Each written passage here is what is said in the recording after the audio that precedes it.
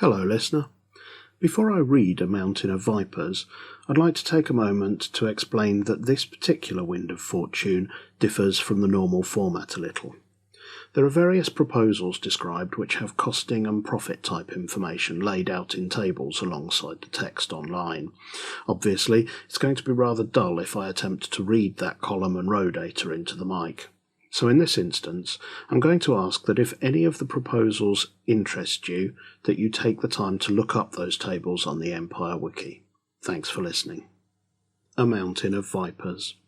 Mariana di Tassato, merchant prince of the Jade Promise Carter, smiled encouragement at her guest as she nodded to her Cicisbeo to refill his glass. We are of a similar mind, Raphael. The potential for profit is clearly there, but I fear you underestimate the difficulties. I am not convinced that the Synod will be so easily persuaded. Her guest frowned at this unwelcome insight. How so? He protested. This is a simple matter of the prosperity of the Empire, and of Axos for that matter. The Synod have been urging us to trade with them for years. Now, this exchange is exactly what they've been asking for. The prince leaned back in her chair and steepled her fingers. It is one thing to sell them weirwood and buy their white granite, to buy their mana crystals and sell them dragonbone.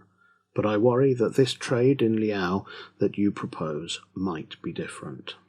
Raphael seemed unconvinced. I don't understand what the problem is. They have almost no Liao of their own. If we can keep the summer out, we could have a captive market. Mariana lifted her glass and took a sip. She wasn't thirsty, but it always helped to have a moment to collect your thoughts and pick your words at times like this. Have you ever met an Axial priest? They're not at all like our cardinals. I don't just mean that some follow the false virtues, though that is true. It's more that their view of the world is very different to ours. Raphael only shrugged. Few members of the Purple Sails were all that concerned with matters of virtue, and he was no different. Work hard and be prosperous, and you would get through the labyrinth. What else did a person need to know? The prince continued, happy to hold forth. It is not so long ago that this empire toyed with outlawing the sale of Liao altogether.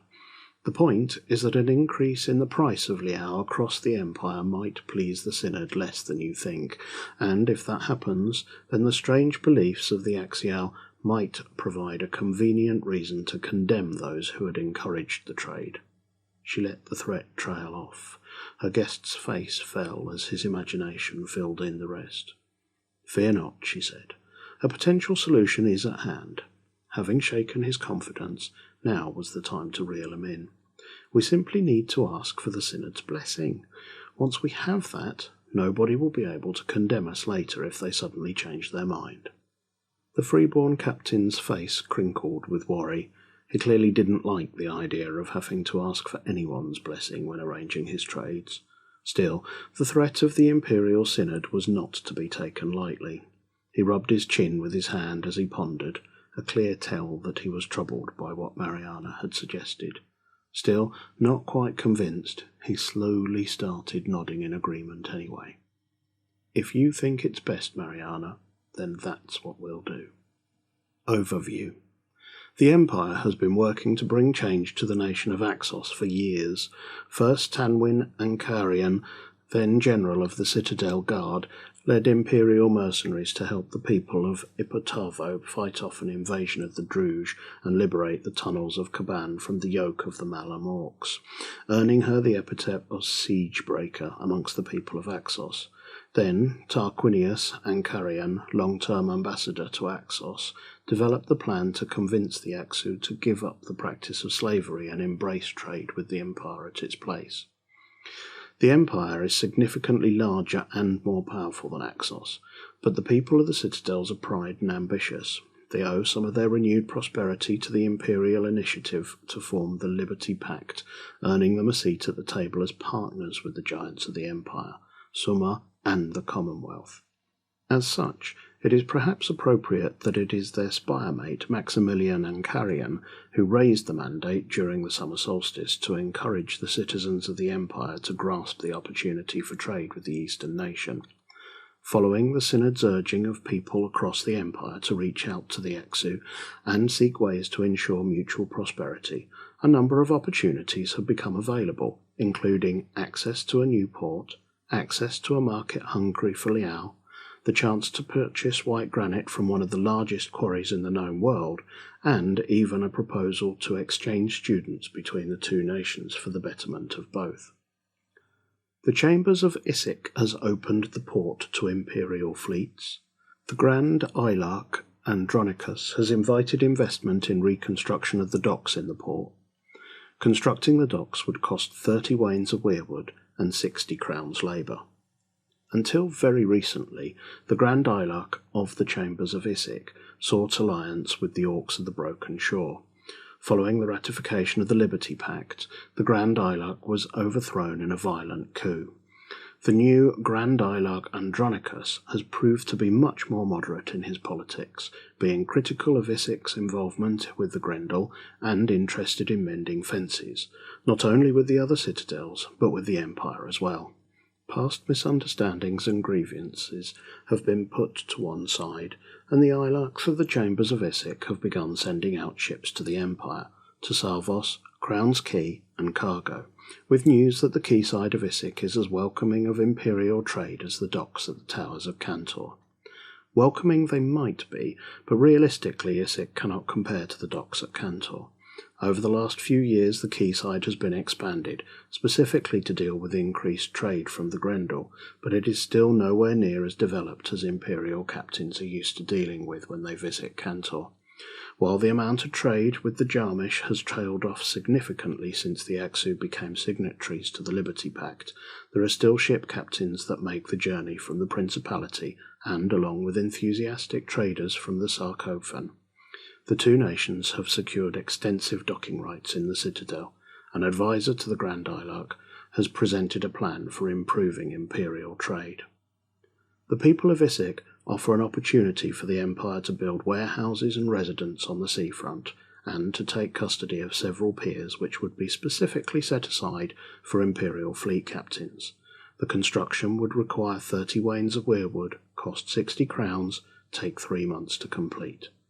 It would require a Senate motion to authorise, but as the work would largely be overseen by the Chambers of Issyk and the actual construction undertaken by Axu labourers, it would not require one of the Senate's limited supply of commissions. While the economic advantage to imperial captains would be clear, the construction would also generate notable goodwill with the citizens of Issyk and help them gloss over past difficulties.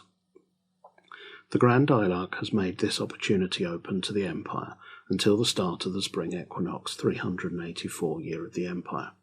If construction has not been completed by this time, then the real estate will instead be snapped up by traders from the Delves. The port would stay open, but the opportunity for imperial fleets to secure a prime place on the docks would be lost for the time being. Trading with Issyk. While the docks themselves leave a little to be desired, Issyk is nothing if not a wealthy citadel. Luxuries are commonplace, and alone of the Axu citadels, the Chambers have some access to good quality woodland where they harvest fine, red-tinged ambergelt, which is very much in demand across Axos. They also have access to both Tempest Jade and Green Iron thanks to extensive mine workings in the hills above Issyk. Unlike Cantor, they are less keen to trade crystal manna to imperial captains. Issyk does not have the resources that Cantor does, and the merchants here guard their supplies of vital magical fuel jealously. There is a table here that represents the production of the port if it were fully upgraded. Please refer to the website if you think further details would be of interest. Traders from Issyk. Traders from the Issyk and Maykop offer new opportunities to Keymaster of the Black Sails and Eastern Broker. With the Chambers of Issyk now looking for closer ties with the Empire and the halls of Maykop at worst neutral, existing arrangements with the Axu are also benefiting from the drive to improve trade relations. The Chambers of Issyk need Liao after all, and as a consequence the demand for the precious material through the Black Sea's Key has increased. The merchants of Issyk and Maykop are considerably more direct than those from Cantor and Ipotavo. However, they want to buy Liao directly as a consequence.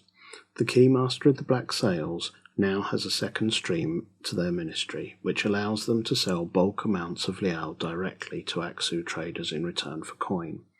The offices of the Eastern Broker are under threat from the Valorn, but if they survive, the traders of Issyk would be equally interested in dealing with the Navarre in that eastmost territory. As such, the Eastern Broker would receive a third stream to their ministry, allowing them to purchase cerulean, mazarine, ambergelt and green iron from Issyk. Neither of these opportunities require any additional outlay from the Senate. The structures are already built and more than adequate for the needs of the merchants of Issyk of Makeup. The Liao trade. Axos traders are keen to purchase Liao from imperial citizens. There is still some concern about the purposes that the Liao may be put to. The Empire has seen the impact of the Aksu thirst for Liao before. Indeed, Axos' interest in purchasing Liao is one of the reasons the price has remained high for the last couple of years. This benefits citizens who oversee congregations, in particular allowing them to dispose of any surplus Liao they may receive in return for money that can be used to pursue their ambitions. There is even healthy trade in Liao in Axos via the Black Sea's Key that is directly overseen by the Loyalty Assembly. There are still those, however, who are concerned that trading Liao to Axos merchants may in some way be unvirtuous. The priests of Axos, likely the main beneficiaries of the substance, are diametrically opposed to the priests of the Way. They teach that the Imperial Synod is a den of traitors to humanity, and willfully employ the power of false virtues alongside the familiar seven. Furthermore, whatever Liao is not used by the priests is likely to be used in winter magic, designed to deal with the spirits of the dead, rituals such as whispers through the Black Gate that make many imperial merchants uneasy. It is hard to ignore such a hungry market, though. The reality is the Empire is one of the two major sources of Liao in the world, and not only is it considerably closer to Axos than the Sumar Republic, its citizens are less likely to simply execute Axos merchants who let slip the details of their religion. Still, imperial businesses remain uncertain whether it be prosperous to take advantage of this opportunity. As such, a delegation composed of the Fellowship of Purple Sails and representatives of the Chambers of Commerce of Savos and Tassato have put the question to the Imperial Synod. Is it acceptable to sell Liao to Aksu merchants? What an individual priest does with the Liao they have been allocated is their own business. We send, named priest, with 25 Liao to reassure the citizens of the Empire that selling or trading Liao with the people of Axos is as virtuous and prosperous as any other trade. That's the content of the Synod Mandate, Assembly of Nine, or General Assembly. Following on from the previous mandate that inspired the interest in trade with Axos, either the General Assembly or Assembly of Nine may pass this mandate to reassure imperial priests, business owners and traders of all stripes that it is entirely acceptable to sell Liao to Aksu, regardless of what they may do with it. If it is enacted, and thanks to the intervention of the Wisdom Assembly and the Sword Scholars, this will require a greater majority. Then it will remove lingering doubts that the Aksu should not acquire Liao from the Empire. The first effect will be that the amount of money received for selling Liao via the congregation will increase from 18 rings a dose to a full crown, and remain stable at that price for the foreseeable future. The second effect will be a marked increase in the number of Axos ships visiting imperial ports where the Empire's business folk will sell them all the Liao they might desire. The increase in trade and the additional tariffs will see additional 10 thrones each season added to the imperial treasury. The ambassador to Axos, Tarquinius Ankarian, has suggested an alternative to this mandate. In wisdom, the Synod judges Liao trade with the Axos to be an acceptable activity that is neither virtuous nor unvirtuous. We send, named priest, with 25 Liao to reassure the citizens of the Empire that selling or trading Liao with the people of Axos is as virtuous and prosperous as any other trade. Synod Mandate, Assembly of Nine or General Assembly. The change in wording is subtle but significant and builds on an earlier statement by the General Assembly that stated, In wisdom, the Synod judges Liao trade with the Axos to be an acceptable activity that is neither virtuous nor unvirtuous. The earlier mandate says it's acceptable to trade Liao to anyone, whereas Tarquinius's alternative makes it clear this applies only to trade with the Axos, and not to questionable groups such as the Hand of Dumont. As such, it is in competition with the earlier mandate. The Elosian Docks. Dragonbone could be traded for white granite with the citadel of Cantor. An Urizen architect has drawn up plans and offered the use of their spire in redoubt. Alongside this text is another table. It seems to provide details of some sort of exchange rate between amounts of dragonbone provided and wains of white granite received. I'd ask that you take a look at it online if the following is of interest to you.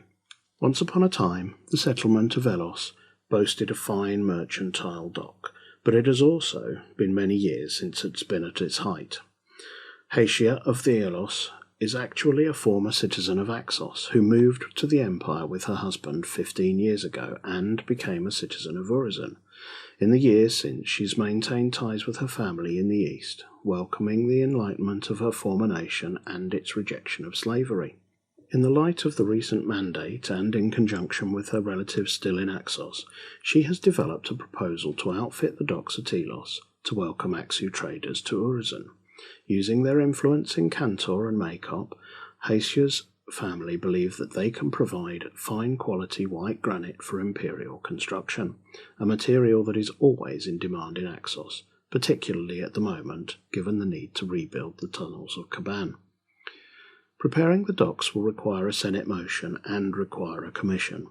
30 wains of weirwood would be needed to be sourced, and labour costs would be 60 crowns. It would take 3 months to complete. Once constructed, it would create an imperial title, Keymaster of the Elosian Docks perhaps, who would oversee the quayside.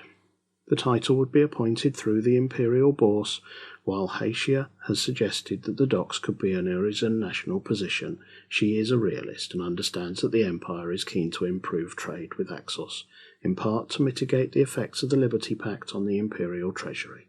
As such, and in line with the advice of the civil service, the title could also be an imperial position, auctioned each summer alongside the other white granite seats. A scholarly overture. A merchant arm of the Halls of Makop is interested in sending students to the Empire. They are prepared to sell Leum to an imperial liaison. The Halls of Makop have largely been ambivalent to the Empire to date, but with the threat of civil war averted and repeated imperial overtures of friendship, the Grand Ilarch, Kiloparia, and her Council of Isles have looked up from their dusty tomes and recognised an opportunity. As described by a Navarre scholar during a recent visit, the Halls of Makop are the home of the Grand University, the College of Necromantia, from which all the Citadel's power flows. The greatest magicians in a nation ruled by magic study in Makop, mastering the mundane disciplines of leadership, history, natural philosophy, and the arts, as well as the macabre magical practices of the Necromantia. It is the more mundane faculties of the college that have expressed an interest in securing closer ties with the Empire. While Makop is a scholastic citadel, the professors and students there are keen to explore the possibilities offered by attending classes elsewhere. A year or two studying abroad is an opportunity to gain new perspectives and embrace new opportunities. Mistress Isaphenia, a well-respected professor in the Faculty of Natural Philosophy, has prepared a proposal for the Empire that would work to their mutual betterment. Again, here, alongside the text, is a breakdown of money provided versus rings of Leum received. I'd ask you to take a look online for further details. If the Imperial Senate is prepared to formally invite the people of Makop to allow select students at the college to apply for places studying at the great centres of learning in the Empire, then not only would the college extend a similar invitation, but they would potentially be prepared to offer small amounts of precious Ilium in return for the privilege. The Senate motion alone would generate goodwill between the Halls of Makop and the Empire. However, it would also create an opportunity to establish a remote campus for the Halls of Makop somewhere in the Empire. Mistress Issophenia is not concerned about anything ostentatious. A tower and a couple of residences to be employed as a base of operations for the faculty and students when they're visiting the Empire would be more than sufficient, along with an imperial citizen to liaise with the folk of Makop on any matters that might come up. The kind of residence Mistress Issophenia is proposing would cost 20 wains of white granite, 10 wains of mithril, 60 crowns in labour cost, and be completed in 3 months. Its construction could be commissioned in the same Senate motion that opens the universities of the Empire to Axo students. The building itself could be built anywhere civilized. The only requirement Mistress Issophenia places is that it be built somewhere along the blood-red roads for the convenience of the students and professors alike. This means somewhere in Temeshwar, Sarvos, Tasato, Holberg, Cassinia, Astolat, Semaholm, Upwald, Hanmark, Mirren, Karov, or Madruga. The liaison, perhaps bursar of the House of Spirits, would receive control of a ministry and would be imperial title that the civil service suggest might be most profitably auctioned through the imperial bourse. Given the nature of the title, it would make most sense for it to be an imperial title. There are places of learning in many nations after all. Mistress Issophenia is quick to point out that the college is not looking to study at the Empire's magical colleges, and likewise is offering imperial students a chance to study the mundane disciplines taught at the halls of Makop, not the arts of necromantia. While history, philosophy, the natural sciences, engineering, rhetoric, and the like may not match the sheer power wielded by the application of magic, they are nonetheless worthy pursuits that can help a sorcerer gain the insight needed to employ their magic effectively. If the motion is passed, then enthusiastic Axel students will begin looking to enroll at the University of Holberg, Diora University, the School of Epistemology, the Great Library of Hassinian, the many places of learning scattered across Urizen, and of course the prestigious Litharge in Necropolis. If both the motion is passed and the House of Spirits constructed, then not only would the Empire gain valuable star metal, but the relationship with Makop would be significantly improved. Limited opportunities. Each of the opportunities detailed here are available until the end of Winter Solstice 383 year of the Empire. After this time, the impact of the mandate will have faded. While it is not impossible that the ambassador to Axos might be able to extend the opportunities, or revisit them at a later date, doing so would require shrewd negotiation, and there is no guarantee that they would be available in the same form. The scholars of Makop, for example, are likely to receive a warm welcome in the universities of the Commonwealth, while the Sacrofandels would be more than happy to take as much white granite off the hands of the Axo as they could fit in their boats. It is as if somebody has taken the city of Tasato, or perhaps a nest of vipers, and built it into the side of a mountain. Quote from Mercadia de Sarvos, Diplomatic Dispatches, 196, Year of the Empire.